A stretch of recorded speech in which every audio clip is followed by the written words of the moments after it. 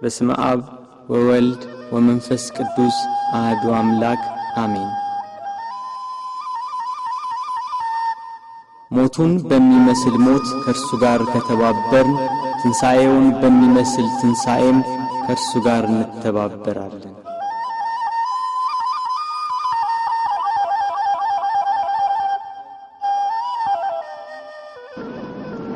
እግዚአብሔር አምላክ ከሁሉ አስቀድሞ የነበረ ነው። ሰማያት ሳይዘረጉ የየብስም ፊት ሳይታይ ተራሮች ሳይቆሙ የአየር ርዝመት ሳይከፈት ቀላያት ጥልቅ ሳይሆኑ የወንዞች ጎርፍ ሳይፈሱ እርሱ በባህሪው የነበረ ነው። ብርሃናት ሳይበሩ ጨለማ ሳይጋረድ የማልት ብርሃን ሳይበራ ሌሊትም ሳይፈጠር ከዋክብት ሳይብለጨለጩ መላእክት ሳይፈጠሩ ከነባቢት ነፍስና ከመዋቲ ሥጋ አስቀድሞ ከተሰወረውና ከተገለጸው በላይና በታች ካለው ፍጥረት ሁሉ አስቀድሞ እግዚአብሔር በባህሪው የነበረ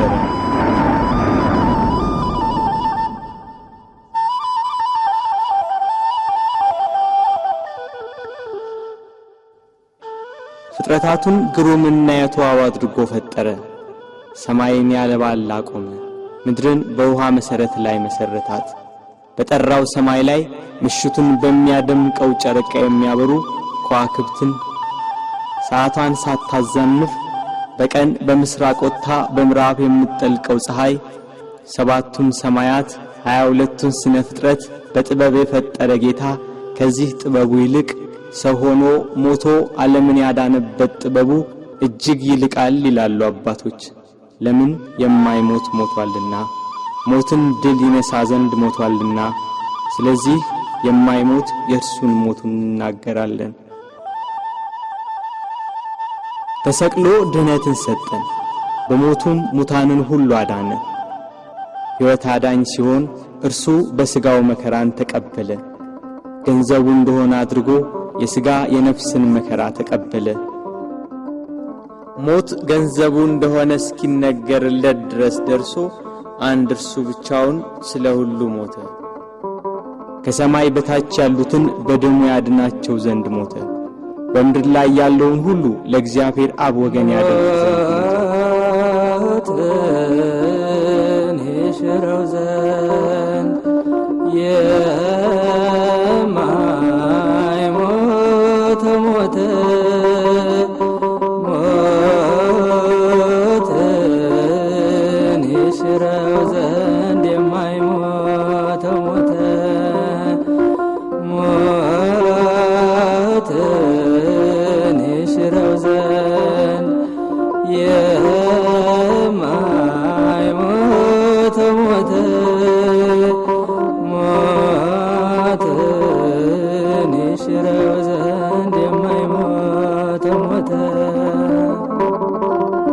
ጌታችን መድኃኒታችን ኢየሱስ ክርስቶስ አዳምን ከሞት ለማዳን በገባው ቃል ኪዳን መሠረት 5500 ዘመን ሲፈጸም ከድንግል ማርያም ከሥጋዋ ሥጋ ከነፍሷ ነፍስ ነስቶ ሰው ይሆን ዘንድ መጣ። ቅዱስ ዮሐንስ አፈወርቅ በቅዳሴው ከአባቱ ሳይወጣ መጣ፣ ከአኗኗሩ ሳይለይ ወረደ፣ ከሦስትነቱ ሳይለይ መጣ፣ ከአንድነቱም ሳይለይ ወረደ፣ ከዙፋኑም ሳይለይ በሥጋ ልጅ አደረ፣ ከምልአቱ ሳይወሰን በማኅፀን ተጸነሰ፣ በላይ ሳይጎድል በማኅፀን ተወሰነ፣ በታችም ሳይጨመርበት ተወለደ እንዳለ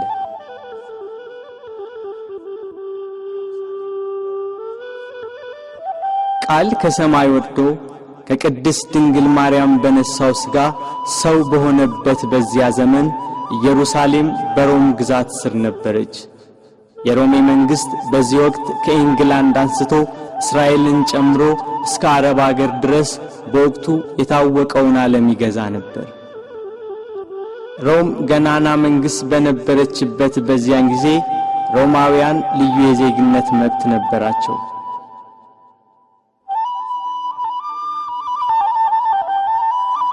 የአዳምን ዕዳ በደል ሊሽር ከሲኦል ቁራኝነት ከዲያብሎስ ተገዥነት ነፃ ሊያወጣ በሥጋ ማርያም ወደ ምድር የመጣው እግዚአብሔር ወልድ ከምድር መልካም አቀባበልን አላገኘም። በቅዱስ ገብርኤል ብስራት ያለ ዘርአ ብእሲ ከድንግል ማርያም በቤተልሔም ሲወለድ ሁሉ ያለው አንዳች ያልጎደለበት በሰማይ በእጅ ያልተሰራ ግዛት ያለው እርሱ ምንም እንደሌለው በከብቶች በረት ተወለደ። በጥበብና በሞገስ ለእናቱ እየታዘዘ አደገ። በ30 ዘመኑ በእደ ዮሐንስ በዮርዳኖስ ተጠመቀ።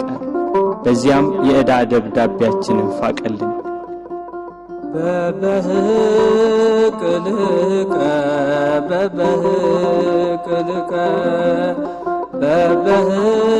በበህቅልከ በበህቅልከ በ30 ክረምት በዮርዳኖስ ተጠምቀ በ30 ክረምት በዮርዳኖስ ተጠምቀ ጥቂት በጥቂት አደገ ጥቂት በጥቂት አደገ ጥቂት በጥቂት አደገ ጥቂት በጥቂት አደገ በ30 ክረምት በዮርዳኖስ ተጠመቀ በ30 ክረምት በዮርዳኖስ ተጠመቀ።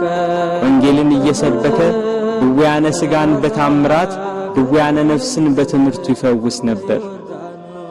በዋለበት እየዋሉ ባደረበት እያደሩ ትምህርቱን የሚሰሙት የሚያዳምጡት በረከቱ። 5 ገበያ የሚሆን ሕዝብ ገሚሱ ቃሉን ለመስማት ሌላው ደም ግባቱ ያማረ መልኩ ሰው አይቶት አይጠግብም ነበርና የተወደደ ደም ግባቱን ለማየት ከፊሉ ህብስት እያበረከተ ይመግብ ነበርና ከሚበላው ለመሳተፍ የቀረው በደዌ ዳኛ ባልጋ ቁራኛ የተያዙ በሽተኞች ከደዌያቸው እንዲያድናቸው ይከተለዋል። ከተራራ እየወጣ ከፍ ባለ ድምፅ ወንጌልን ይሰብካል። ለሁሉ እንደሚገባው በምሳሌ እያደረገ ሕይወት የሆነ ቃል ሕይወት የሆነ አምላክ ርዕሰ መምህር ሊቀ ካህናት ጌታ የምስራቹን ወንጌል አስተማረ። በሐዘን በመከራ ያሉ ሁሉ ቃሉን የሰሙ ታምራቱን የተመለከቱ ይጽናኑ ይደሰቱ ነበር። ላዘኑት መጽናናት፣ ለደከሙት ብርታት፣ ለወደቁት መነሳት፣ ለተቸገሩ ሁሉ ፈጥኖ ደራሽ በጎደለ የሚሞላ የበረከት አባት በዶኪማስ ሰርግ በቃና ገሊላ ከእናቱ ከመቤታችንና ከቅዱሳን ሐዋርያት ጋር ተገኘ። ውሃውን ወደ ወይን ጠጅ ለወጠ። እንጀራ አበርክቶ እስኪተርፍ መገባቸው። በውሃ ላይ እየተራመደ ተጓዘ። ነፋሳት ቃሉን እየሰሙ ተገዙለት። አጋንንት እየፈሩና እየተንቀጠቀጡ ሰገዱለት። ከብዙ ሰዎች ላይ ማራቃቸው። ድውያንን ፈወሳቸው። የሞቱትን አስነሳ። በሞቱ ሕይወትን ለሚሰጣት ጌታ ምድር ሞት ደገሰችለት። የተራቡትን ስላበላ የሕይወት ወንጌልን ሰብኮ በአዲስ ጎዳና መንገድን ስላቀናልን በጎ በማድረጉ ተሰቅሎ ይሞት ዘንድ ፈረደችበት።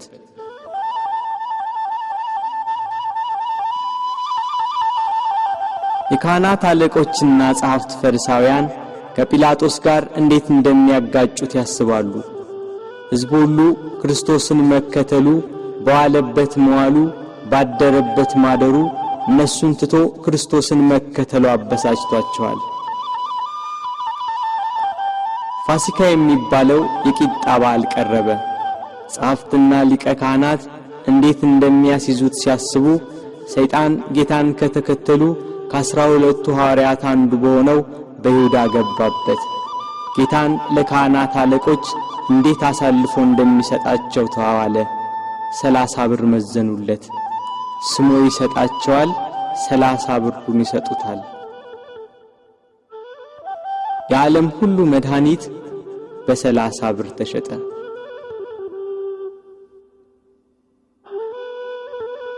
እንዳስለመደው ወደ ደብረ ዘይት ሄዶ በጌቴሴማኒ ባታክልት ስፍራ ሳለ ከ12ቱ አንዱ ያስቆሮቱ ሰው ይሁዳ የተባለው ሐዋርያ የሚመራቸው ሰይፍና ጎመድ ያዙ የካህናት አለቆችና ጸሐፍት ሌሎች ብዙ ሰዎች ወደ እነርሱ ገሰገሱ።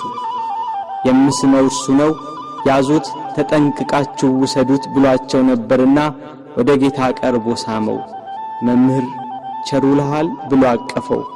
አይሁድ ተረባርበው ያዙት። ይሄ ለአይሁድ ከይሁዳ የተሰጠ ምልክት ነበር። ቅዱስ ዮሐንስ አፈወርቅ በቅዳሴው ድርሰቱ ሁሉን የያዘውን ያዙት፣ ሁሉን የሚገዛውን አሰሩት፣ የሕያው የአምላክን ልጅ አሰሩት፣ በቁጣ ጎተቱት፣ በፍቅር ተከተላቸው እንዳለ ከሐዋርያት ለይተው ያዙት። ያቺ ምሽት የመከራው ጅማሬ ሆነች።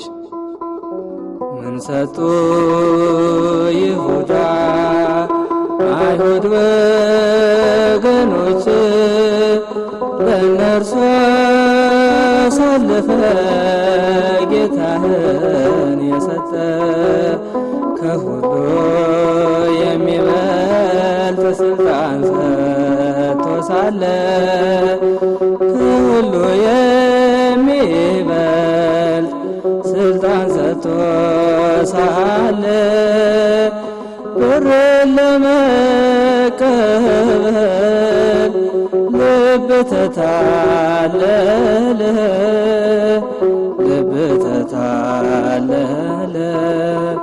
ምን ሰጡ ይሁዳ ሥጋዬን ቆርሼ ደሜን አፍስሼ መሥዋዕት ሆኜ አድንሃለሁ ብሎ ቃል ኪዳን የገባለት ጌታ ሞትን ያጠፋ ዘንድ የሞትን መውጊያ ይሰብር ዘንድ ለመታረድ እንደሚነዳ በሚሸልቱት ፊት እንደማይናገር እንደ የዋህ በግ በኋላቸው እየተከተሉ ጎተቱት።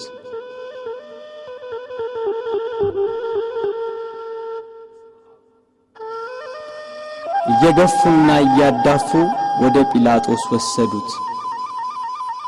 ሐዋርያት በጌታ መያዝ ተበታትነዋል።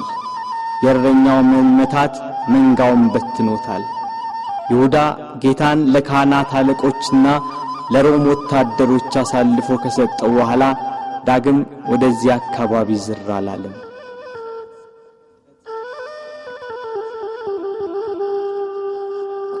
ድንግል ማርያም የፋሲካን በዓል ማክበርን ስታስብ የልጇን መያዝ ሰማች። ልጇ መከራ ወደሚቀበልበት አይሁድ ግፍ ወደሚፈጽሙበት ወደ ኢየሩሳሌም እንዲወስዷት ከሐዋርያት አንዱን ፈለገች። አይሁድን ስለፈሩ ሁሉም ጥለዋት ሸሽተዋል። ከጴጥሮስ ጋር ለመሄድ ጴጥሮስን ፈለገች። እሱስ የካህናት አለቆችን ስለፈራ ልጅሽን አላውቀውም ብሎ ሸሽቶ ተደብቋል አሏት። ዳግመኛ ስለ ወንድሙ ስለ ያዕቆብ ጠየቀች። እሱም ሲይዙት ልብሱን ጥሎ ሸሽቷል አሏት። እንድርያስን ፈለገች። እሱስ ከልጅሽ ጋር ወደ ከተማ አልመጣም አሏት። ቶማስም እንዲሁ ሸሽቷል። በርተለሜዎስን ጠየቀች። ከሁሉ አስቀድሞ ሸሽቷል አሏት። ፊልጶስን ጠየቀች። እሱስ አንድ ጊዜም አልታየም አሏት። ማቴዎስን ጠየቀች። እሱማ ግብር ተቀባይ ስለነበር ከሁሉ ይልቅ ፈርቶ ተሸሽጓል አሏት። ሁሉንም አንድ በአንድ ጠየቀች። ከእርሱ ጋር ወደ ቀራንዮ ከሄደ ከዮሐንስ በቀር አንድም አላገኘችም። እያለቀሰችና እያነባች ወደ ቀራንዮ ገሰገሰች። ሁሉም ፈርተው ተሸሽገዋል። አንድስ እንኳን አብሮት የሚሆነው መከራውን የሚጋራው ባለመኖሩ እኒያ ጸሐፍትና የካህናት አለቆች ይግባኝ ብሎ የሚጠይቃቸው፣ ተው ብሎ የሚከለክላቸው፣ በቃችሁ ብሎ የሚያግዳቸው ባለመኖሩ በመድኃኔ ዓለም ላይ መከራና ስቃይ ያበዙበት።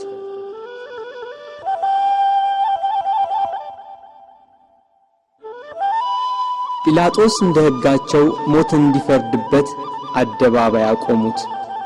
ሊቃነ መላእክት በመፍራትና በመንቀጥቀጥ ከፊቱ የሚቆሙለት እርሱን በአደባባይ አቆሙት።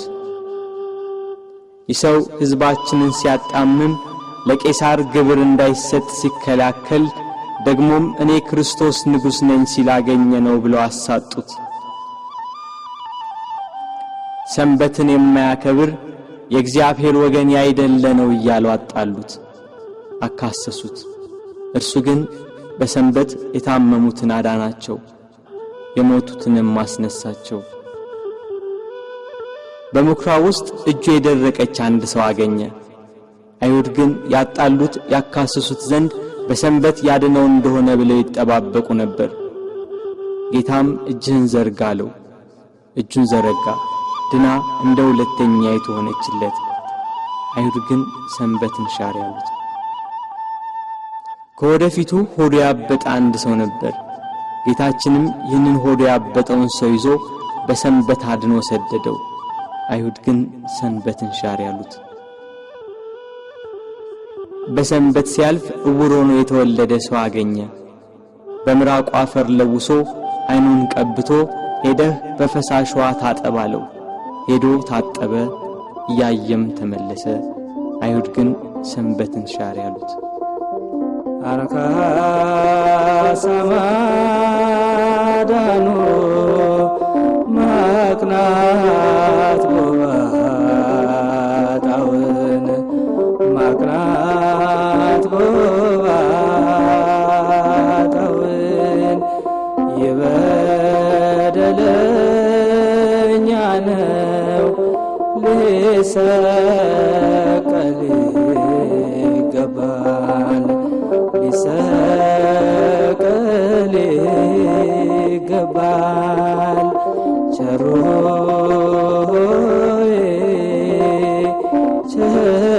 ቸሮዬ ለእኛ ብለህ ተሰቀልከው። ጲላጦስ ፊት ያቀረቡት የወንጀል ክስ ጲላጦስን ይሰው ወንጀለኛ ነው ሊያሰኘው ግን አልቻለም። በቅናት እንዳስያዙት ያውቃልና። ጲላጦስ ለተሰበሰበው ሕዝብና ለጸሐፍት ፈሪሳውያን እኔ በዚህ ሰው አንዳችን በደል አላገኘሁበትም፣ እናንተ እንደ ሕጋችሁ ወስዳችሁ ቁጡት አላቸው። ካህናት አለቆች ተንጫጩ። ከገሊላ ጀምሮ እስከዚህ ድረስ በይሁዳ አውራጃ እያስተማረ ሕዝቡን ያውካል ያሉ ሁሉም ጮኹ። ጲላጦስ ገሊላ የሚለውን ቃል ሲሰማ የገሊላ ሰው እንደሆነ ብሎ የገሊላ ሰዎችን ጠየቀ። የገሊላ ሰው መሆኑን ሲረዳ ይሄ የሄሮድስ ግዛትን የሚመለከተው ብሎ ወደ ሄሮድስ ላከው። ያን ጊዜ ሄሮድስ በኢየሩሳሌም ሳለ ጌታ ወደ እርሱ ተላከ። ጌታችን ኢየሱስም ከመገዛት ነፃ ሲሆን በትሕትና ሄደ። እርሱ የምድራውያንና የሰማያውያን ገዢ ሲሆን እርሱ የሰማይ ንጉሥ ልጅ ሲሆን አይሁድ እየገፉና እያዳፉ ሄሮድስ ዘንድ ወሰዱት። ሄሮድስ ክርስቶስን ባየው ጊዜ የተወደደ ደም ግባቱን መልኩንና ብሩህ የሆነ ፊቱን ከማየቱ የተነሳ እጅግ ደስ አለው። ስለ እርሱ ብዙ ሥራውን በሰማ ጊዜ ሊያየው ከብዙ ቀን ጀምሮ ይመኝ ነበርና። ሄሮድስ ከመጓጓቱ የተነሳ ደግሞ ደጋግሞ ጠየቀው፣ መረመረው። እርሱ ግን ቃል አልመለሰም። ጸሐፍት ፈሪሳውያንና የካህናት አለቆች ዝም ስላለ ቁመው ያጣሉት የሐሰት ክሳቸውን ይደረድሩ ጀመር። ሄሮድስም ለእኒያ ርኅራኄ ለሌላቸው ወታደሮች በያዙት ጅራፍ እንዲገርፉት ትእዛዝ አስተላለፈ።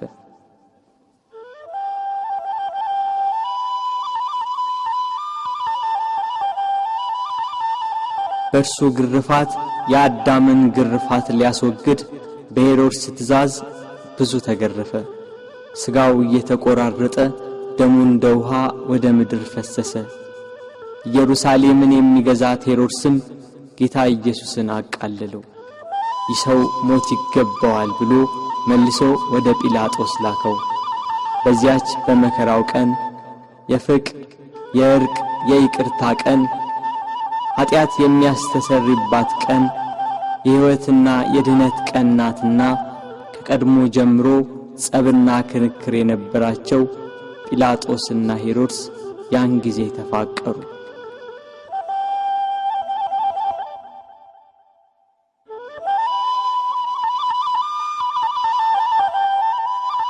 ጌታ ወደ ጲላጦስ ተመለሰ። ጲላጦስ ሄሮድስ ወደ እርሱ መመለሱን ሲረዳ ለተሰበሰበው ሕዝብ ወደ ሄሮድስ ላኩት።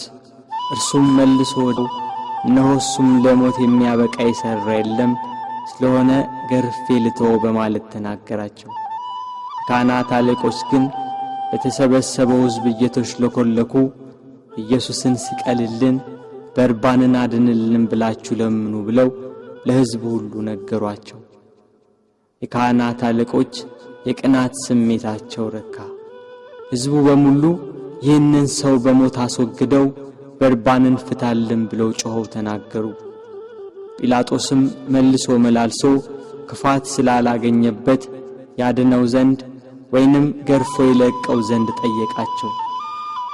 ሕዝቡ ግን በታላቅ ቃል እየጮኹ ስቀለው፣ ስቀለው፣ በሞት አስወግደው፣ በርባንን ፍታልን፣ እርሱን ግን ስቀለው አሉ። በንጹሕ ደም የታጠበ ብዙ ነፍሳትን የገደለ ሽብር፣ ዋይታና ሁከት ያነገሰ በርባን ይፈታልን፣ በደል ያልተገኘበት ንጹሕ ባዲ ክርስቶስ ግን ይሰቀል አሉ። ይሰቀል፣ ይሰቀል፣ ይሰቀል፣ ይሰቀል፣ ይሰቀል። የሰማነውን ነገር ማን አምኗል? የእግዚአብሔርስ ክንድ ለማን ተገልጿል? እንዳለ ነቢይ። ይሰቀል የሚለው የካህናት አለቆችና የሕዝቡ ቃል በረታ። ሕዝቡና ጲላጦስ እንዲህ ሲነጋገሩ የጲላጦስ ሚስት በዚህ ንጹሕ ሰው ደም ኃላፊ እንዳትሆን ወቅ የሚል መልእክት ካየችው ሕልም ጋር አብራ ላከችለት። ጲላጦስ ግራ ገባው። በአንድ በኩል እልፍ አእላፋት የሚሆኑ የሮማ ነዋሪዎችና የካህናት አለቆች የአይሁዳውያን ጩኸት፣ በሌላ በኩል የሚስቱ የማስጠንቀቂያ መልእክትና ያየችው ሕልም ግራ አጋባው። ጸብና ክርክር እየበዛ እንጂ ምንም የሚጠቅም ነገር እንደሌለ አይቶ ውሃ አምጡልኝ ብሎ በሕዝቡ ፊት እጁን ታጠበ። እኔ ከዚህ ከንጹሕ ሰው ደም ንጹሕ ነኝ፣ እናንተ ወቁ ሲል፣ ሕዝቡም የዚህ ሰው ደም በእኛና በልጆቻችን ይሁንብን አሉ። አይሁድ ግን ጌታችን ኢየሱስን እየሰደቡ አንድ ጊዜ ወደ ምሰሶ ገፍተው ጣሉት። የስድቡ ውርጅብኝ ግን በዕለተ ዓርብ ብቻ አልነበረም። 3 ዓመት ሙሉ ሰደቡት እንጂ። የዮሴፍ ልጅ ነው፣ የሳምራዊ ሰው ነው፣ አጋንንትን ካለቆቻቸው እየተነጋገረ ያወጣል ያሉ የስድብ መዓት አወረዱበት። አጋንንት ያደሩባቸው ሰዎች ግን ከአይሁድ 1000 ጊዜ ተሽለው ምስክር ሆኑት። ጋኔን እንደሌለበት ከቤልዜቡልም ጋር መስማማት እንዳያውቅ የልዑል እግዚአብሔር የባሕሪ ልጅ ሲሉ መሰከሩ። አይሁድ ግን ኃጥእ፣ በደለኛ፣ ክፉ አድራጊ፣ የሚያስት፣ የሚሳደብ ነው እያሉ ዘበቱበት። ጌታችን ግን በባሕሪው ንጹሕ፣ በአነዋወሩ ክቡር፣ እውነተኛም ነው። ስለ ኃጢአት ከእናንተ የሚከራከረኝ ማን ነው ብሎ አይሁድን እንዳላቸው እርሱ ኃጥእ አይደለም። አንድ ቀን አንዲት ሴት ስትሴስን አግኝተው በሙሴ ሕግ መሠረት ሊፈርዱባት ጸሐፍት ፈሪሳውያን ወደ እርሷ መጧት። ያችን ሴት ኃጢአትሽ ተሰረየልሽ፣ ዳግም አትበድዪ ያላትን አምላክ አይሁድ ግን እርሱን ኃጥእ አሉት። በዘኬዎስ ቤት ሽቶ የቀባችውን እግሩንም በእንባ ያጠበችውን በራሷ ጠጉር የጠረገችውን ያችን ሴት ብዙ ኃጢአቷን ይቅር አላት፣ ብዙ ወደዋለችና። ኃጢአትን ይቅር የሚል በጎ የሚሠራ እንደዚህ ያለውን አምላክ ገፉት፣ ሰደቡት። ይገርፉትም ዘንድ እግሮቹንና እጆቹን ከድንጋይ ጋር የኋሊት አሰሩት። ካሰሩትም በኋላ በማከታተል ጭፍሮች ይገርፉት ጀመር። የሚሞት እንዳይገረፍ የማይሞት እንዲገረፍ እያወቁ በግፍ ገርፈው በግፍ ገደሉት። ንጹሕ ክርስቶስ ሆንክ በደለኛ ብለህ ስለኛ መስቀል አሸክመው አስረው ገረፉህ ያዳፉህ መስቀል አሸክመው አስረው ገረፉህ ያዳፉህ እጅና እግርህ በብረት ተመታ የዓለም ጌታ ጌታ ሆይ የተገረፈባቸው አለንጋና ገመድ በደም ታለሉ። ከግርፋቱም ጽናት የተነሳ ሥጋው ሁሉ አለቀ። የማይገረፍ አምላክ ሥጋን በመልበሱ ሰውን ለማዳን የሰውን ሥጋ ለብሶ በመምጣቱ ተገረፈ። የመላእክት ሰራዊት በፍጹም መደንገጥ ለሚሰግዱለት እየዘበቱ በፊቱ ተንበረከኩ።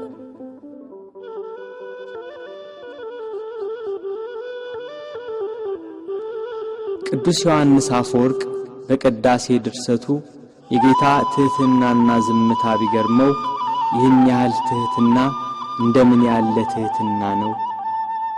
ይህን ያህል ትዕግሥት እንደምን ያለ ትዕግሥት ነው! ይህን ያህል ዝምታ እንደምን ያለ ዝምታ ነው! ይህን ያህል ቸርነት እንደምን ያለ ቸርነት ነው! ይህን ያህል ሰውን ማፍቀር እንደምን ያለ ፍቅር ነው!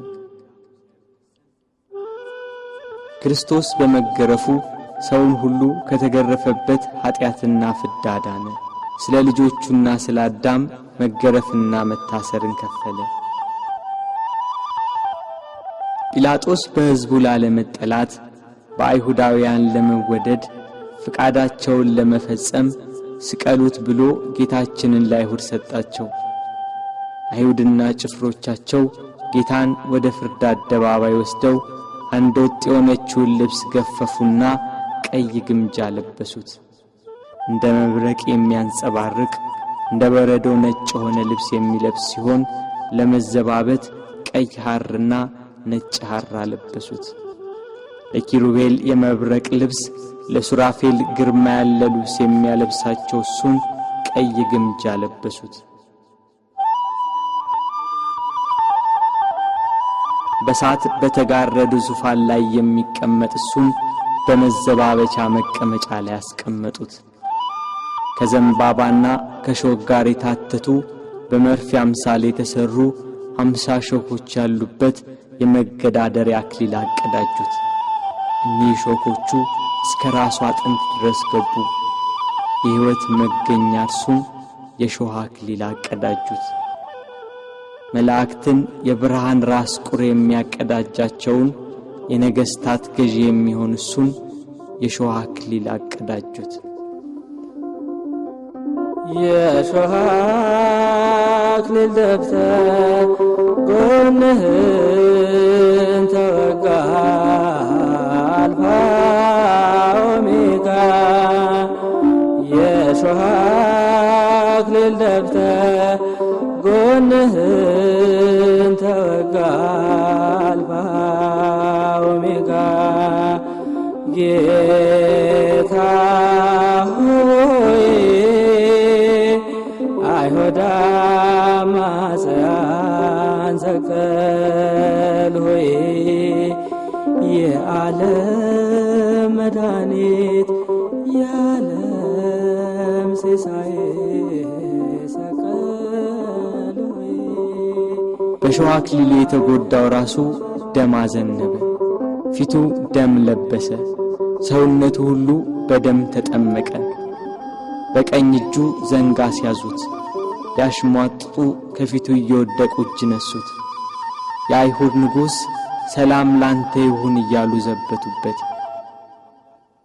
የመላእክት ሰራዊት እየደነገጡ የሚሰግዱለትን፣ ስልጣናት ሊቃናት እየፈሩ ለሚሰግዱለት ለሱ አይሁድ ግን በትዕቢት እጅ ነሱት። ያላስደስት ሲላቸው ከሰው ልጆች ሁሉ ይልቅ ደም ግባቱ በሚያምር በጌታችን ላይ አይሁድ ምራቃቸውን ተፉበት። ግብዞች እንደ ራሳቸው መስሏቸው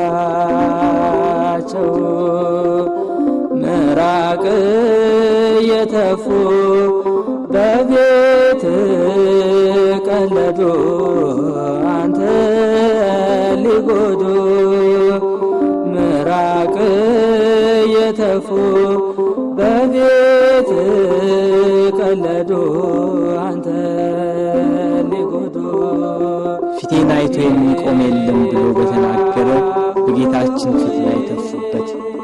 እርሱ ግን ምራቃቸውን ተጸይፎ ፊቱን አልመለሰም። የሚያስጸይፍ ምራቅን በፊቱ ላይ በመቀበሉ በኃጢአት የተቋቆረና የኃጢአት ቅባት የተቀባ ፊታችንን ደስ በሚያሰኝ ቅባቱ ብሩህ አደረገው። ራሱን በበትር ፊቱን በጥፊ መቱት። ኪሩቤል ፊቱን ከማየት የተነሳ በሳት አጥናፍ የሚሰውሩት ያልበደላቸውን እሱን አይሁድ ፊቱን መቱት።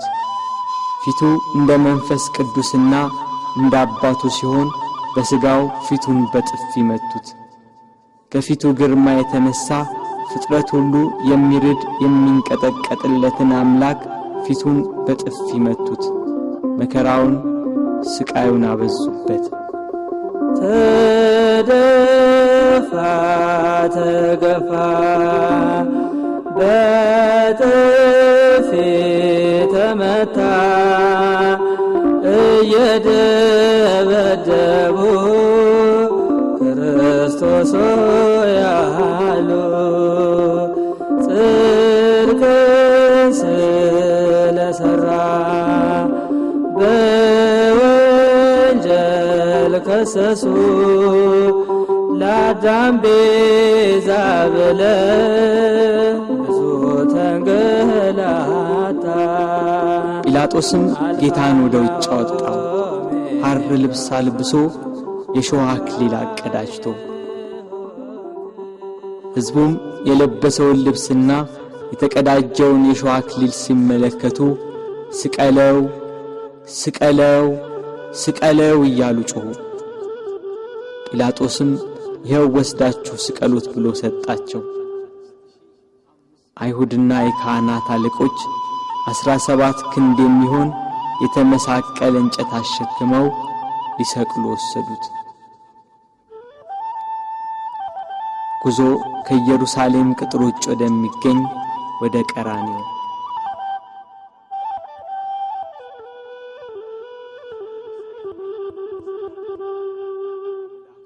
አብሮት ያለው የሕዝብ ብዛት እንዲህ በቀላል የሚገመት አይደለም። የጦር መሳሪያ ይዘው የተከተሉትም ጭፍሮች 580 ናቸው።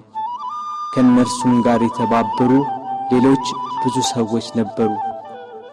መከራውን ስቃዩን የተመለከቱ የኢየሩሳሌም ሴቶች ደረት እየደቁ መሬት እየወደቁ ያለቅሱለት ነበር። እርሱ ግን እናንተ የኢየሩሳሌም ሴቶች ለኔ አታልቅሱ፣ ለራሳችሁና ለልጆቻችሁ አልቅሱ። መካን የሆኑ ያልወለደችም ማኅፀን ያላጠቡም ጡቶች ንዑዳን ክቡራን ናቸው የሚባልበት ወራት ይመጣል። በዚህ በእርጥብ እንጨት እንዲህ ያደረጉ ደረቅ ቢያገኙ እንዴት ይሆኑ?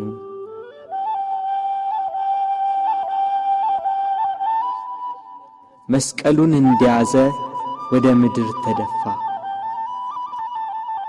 ሌሎች ወንበዴዎችን ይዘዋቸው መጡ።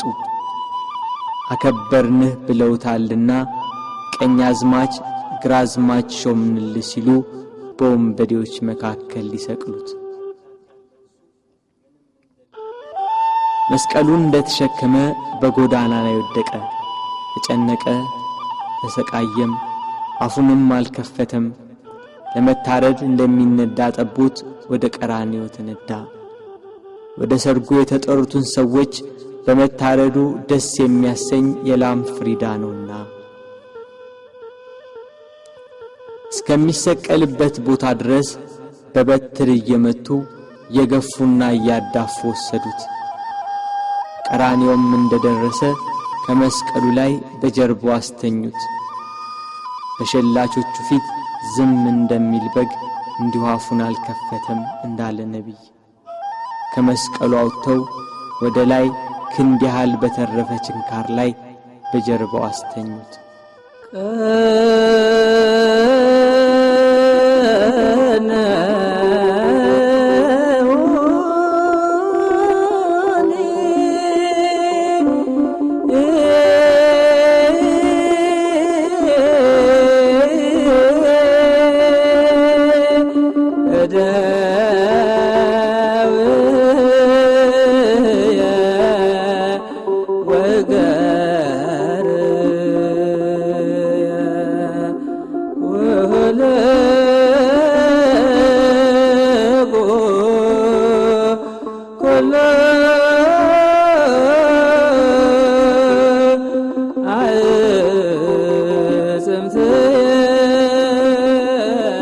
ችንካር በደረቱ ዘልቆ ወጣ።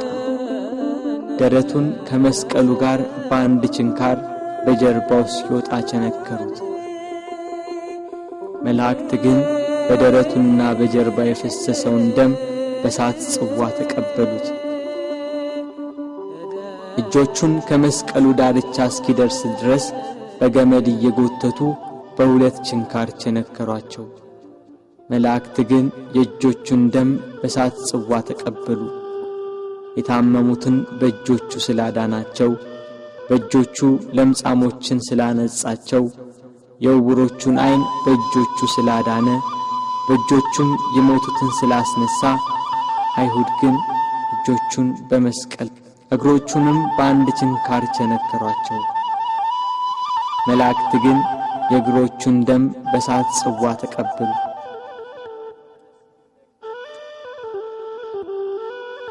ፀሐይ ከወትሮዋ ለየት ብላ በአናት ላይ ልትሆን ታዘግማለች። ግርግሩ ጩኸቱ እንደቀጠለ ነው። የክርስቶስም ስቃይ እንደዛው። ችንካሮቹ ተመተው እንዳበቁ በእንጨት መስቀል ላይ ሰቀሉት። ፊቱን ወደ ምስራቅ፣ ቀኝ እጁን ወደ ደቡብ፣ ግራ እጁን ወደ ሰሜን አድርገው ሰቀሉት። እርሱ ግን ስለ ዓለሙ ድነት በማዕዘነ ምድር ወደ ላይ ወደ ታች ወደ ግራና ወደ ቀኝ ሆኖ እንደ መጋረጃ በእንጨት ላይ ተሰቀለ። እኛን ከጻድቃን ጋር አንድ ያደርገን ዘንድ እርሱ ከበደለኞች ጋር ተቆጠረ።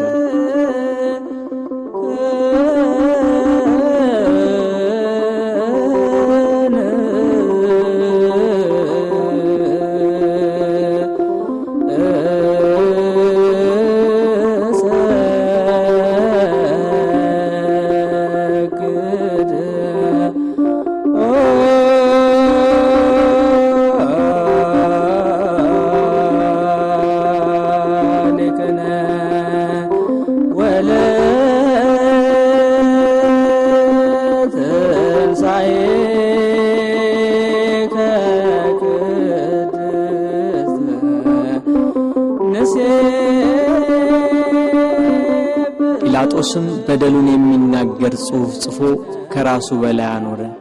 ጽሕፈቱም ይሄ የናዝሬቱ ሰው ኢየሱስ የአይሁድ ንጉሥ ነው የሚል ነው። በጎዳና የሚተላለፉ ሰዎች ራሳቸውን እየነቀነቁ ጌታችን ኢየሱስን ሰደቡት። ጸሐፍትና የካህናት አለቆችም ይዘብቱበት ጀመር።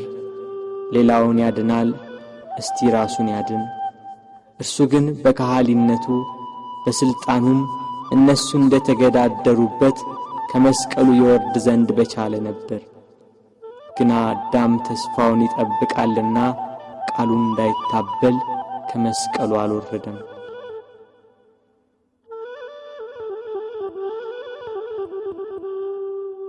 የጌታችን የኢየሱስ ክርስቶስ እናት እመቤታችን ቅድስት ድንግል ማርያም ከእህቷ ከቀሎጵያ ልጅ ከማርያምና ከመግደላዊት ማርያም ጋር ከመስቀሉ አጠገብ ቆማ ሆድን በሚያቃጥል አንጀትን በሚቆራርጥ በጽኑ ሐዘን ታለቅስ ታነባ ነበር።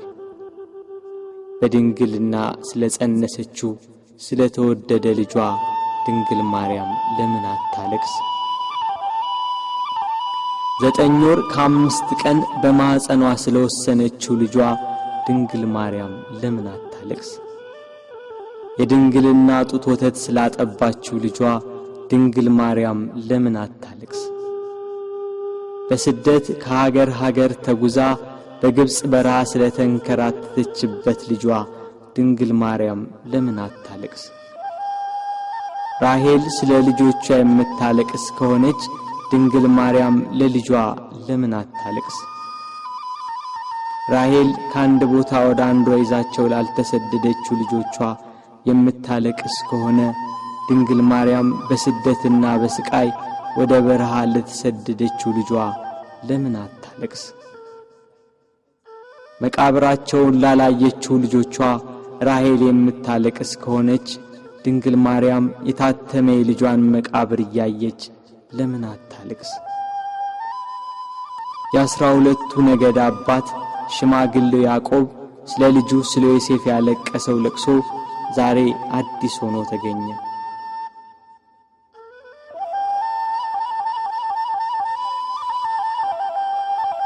ያዕቆብ ልጁ ዮሴፍን ወንድሞቹ ሲያስሩት አላየም። ድንግል ማርያም ግን ልጇ በመስቀል ላይ ተቸንክሮ አይተዋለች።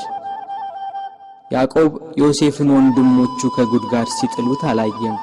ድንግል ማርያም ግን በአይሁድ አደባባይ ልጇን ተሰቅሎ አይተዋለች። ያዕቆብ ዮሴፍን ልብሱን ገፈው ሲሸጡት አላየም። ድንግል ግን ይሁዳን ለ30 ብር ሸጠው አይታለች። ያዕቆብ በልጁ ደም ሳይሆን የበግ ደም አይቶን ያለቀሰ። መለኮት የተዋሃደው የክርስቶስ ደም ግን ድንግል በምታለቅስበት ጭንጫ ላይ ፈሰሰ። ስለዚህ አለቀሰች። ስለተወደደ ልጇ ለምን አታለቅስ?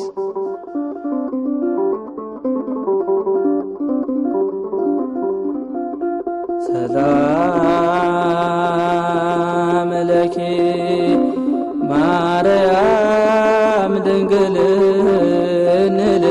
እንልሻለን እንደ ቅዱስ ኤፍሬም እንደ አባታችን እንላለን ድንግል ለምኝልን። ሰባቱ የመላእክት አለቆች መጥተው አረጋጓት፣ አጽናኗት። እርሷ ግን በመስቀል ላይ ሆኖ የሚሰቃይ ልጇን እያየች ልቅሶ መተውን መጽናናትን እምቢ አለች። አባቷ ዳዊት እሳት በሆነ ፈረስ ተቀምጦ መጥቶ አጽናናት። እርሷ ግን ልቅሶ መተውን አልቻለችም። ከወለደችው ጀምሮ ልጄ እያለች በስጋት የኖረች እናት ያሁኑ የልጇ ነገር ግን የመረረ ሆነባት። ልጇን ፊት ለፊት በመስቀል ላይ እያየች እንዴት ብላ ትታገስ? ምንስ ብላ ትጽናና?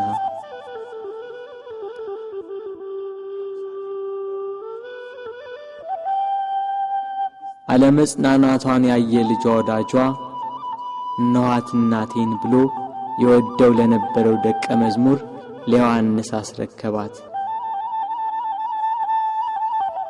የደሙን መፍሰስ የጎንን መወጋት የልጇን ሞት ባየች ጊዜ ከሐዘን ብዛት እንዳትሞት ለሚወደው ደቀ መዝሙር ለዮሐንስም ከሐዘን የምታረጋጋ የመዳን ተስፋ የሆነች እናት በመስቀሉ ስር በመገኘቱ እነኋት እናትህ ብሎ የእርሱን እናት ሰጠው። በቀራንዮ ለሚገኙ ሕማምና ሞቱን ለሚዘክሩ ሁላ በዮሐንስ አማካኝነት እናት ተሰጠች።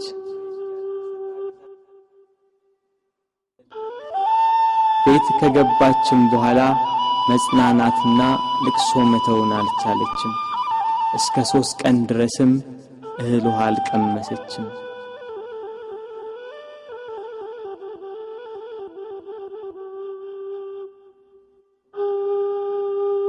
ፀሐይ አናት ላይ ስትደርስ ብርሃኗን ከለከለች።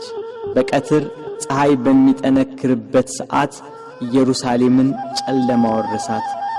ጨረቃም አምላክን በመስቀል ላይ በማየቷ ደም ለበሰች።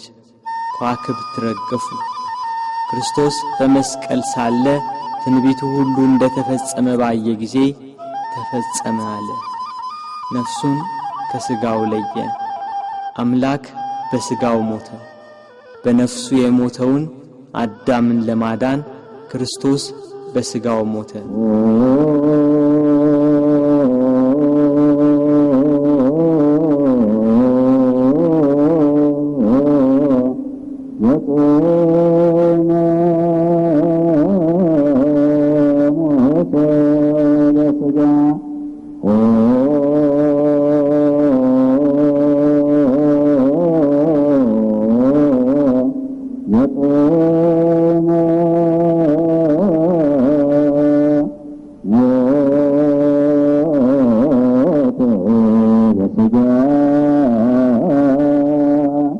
አይሁድ 3 ዓመት ከ3 ወር የሕይወት እንጀራ ሲመግባቸው ቃሉን እንደ ውሃ ሲያፈስላቸው የኖረውን አምላካቸውን በመስቀላቸው ገና ከቀራንዮ ሲወርዱ ነበር ከጸሐፍት ፈሪሳውያን ጋር ደስታ የጀመሩት።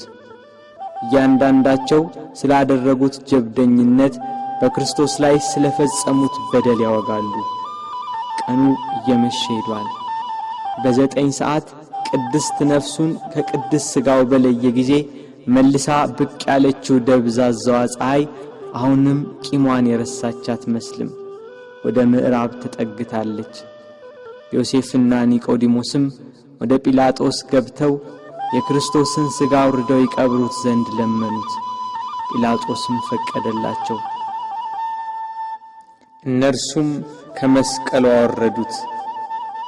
ስለኛ በሞት ዓይኖቹ እንደተሸፈኑ፣ ስለኛም ጆሮቹ በሞት እንደተዘጉ፣ ስለኛም በሞት አንደበቱ ዝም እንዳለ፣ ስለኛም እጆቹና እግሮቹ እንደታሰሩ ባዩ ጊዜ ሞትን ድል የምትነሳ ጌታ ሆይ ተኛህን? ሞትስ በአንተ ላይ እንደምን ሰለጠነ እያሉ አለቀሱ። በሰው ሥርዓት ሊገንዙት ሲሉ ዓይኖቹ ተከፈቱ። ዮሴፍና ኒቆዲሞስንም ተናገራቸው። እንደ ምድራዊ ሰው ዝም ብላችሁ ልትገንዙኝ ነው? በሉ እንዲህ ብላችሁ ገንዙኝ አላቸው። እንዳላቸው እንዲህ እያሉ ገነዙት። ቅዱስ እግዚአብሔር ቅዱስ ኃያል ቅዱስ ሕያው ዘይመውት ዘተወልደ ማርያም እምቅድስት ድንግል ተሳለነ እግዚኦ። ቅዱስ እግዚአብሔር ቅዱስ ኃያል ቅዱስ ሕያው ዘይመውት ዘተጠምቀ በዮርዳኖስ ወተሰቅለ ዲበ ዕፀ መስቀል ተሳለነ እግዚኦ።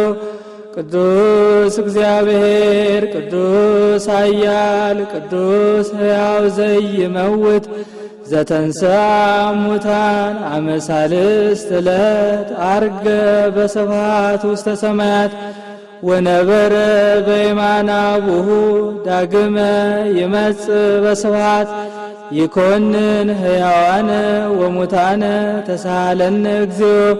ስብሐት ለአብ ስብሐት ለወልድ ስብሐት ለመንፈስ ቅዱስ ይእዜኒ ወዘልፈኒ ወለዓለመ ዓለም አሜን ወአሜን ለይኩን ለይኩን እያሉ ገንዘው ዮሴፍ ለራሱ ባሰራው በአዲስ መቃብር ቀበሩት። መቃብሩን በታላቅ ድንጋይ ገጠሙት። የካህናት አለቆችና ፈሪሳውያን ተሰባስበው መቃብሩን እንዲያስጠብቅ ደቀ መዛሙርቱ ተነስቷል ብለው ሕዝቡን እንዳያውኩ ለጲላጦስ ነግረው በ4 ሹማምንቶችና በ400 የአይሁድ ጭፍሮች የጌታችን የኢየሱስን መቃብር አስጠበቁ። ጠባቂዎችም እስከ 3 ቀን ድረስ እየጠበቁ ተቀመጡ።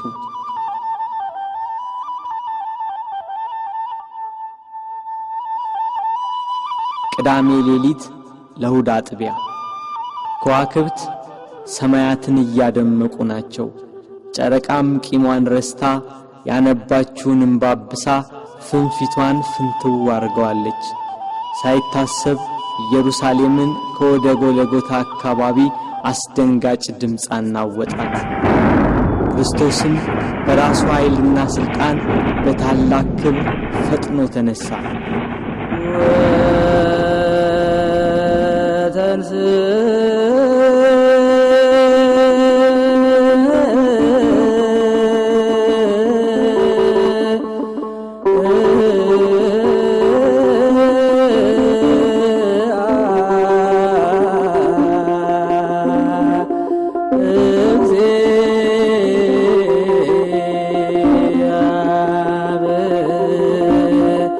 እግዚአብሔር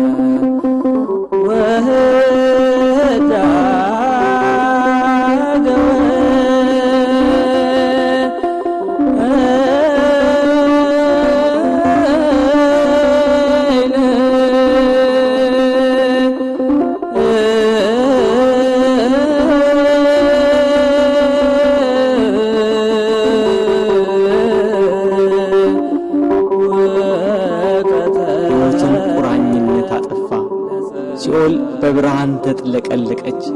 ነፍሳት በደስታ ከሲኦል ተፈተለኩ፣ ከቁራኝነት ነፃ ወጥቷቸዋልና። ዲያብሎስን ድል መታው፣ ገሃነም ፈራረሰ፣ ሲኦልም ተዘጋ። ሞት ሊይዘው አልቻለምና የተገነዘበትን ልብስ ትቶ ልብሰ መንግሥቱን ለብሶ ተነሳ። በተወለደ ጊዜ የእናቱን ማኅተመ ድንግልና እንዳለወጠ በትንሣኤውም ከእህቱም መቃብር መግነዝ ፍቱልኝ ሳይል በመላእክት ታጅቦ በክብር ተነሳ።